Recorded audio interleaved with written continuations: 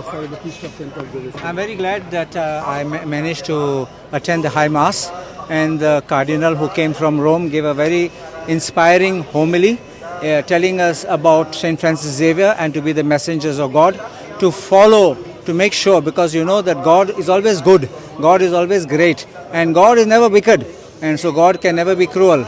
So he says that we must follow the ideals of St. Francis Xavier. I'm also glad that they had mentioned one thing at the thanks, because at the end there was like a thank you speech, and I'm glad that the government of Goa did support the Exposition Committee and the church in making all the arrangements, and I know that Ale Sikera was personally monitoring this and seeing everything, so his congratulations to him also. But otherwise also the church has done a lot of tremendous work, because you know it's very difficult to handle people from across faiths, across places with different backgrounds, and having done everything to fit it and to make this a success, I think that is wonderful.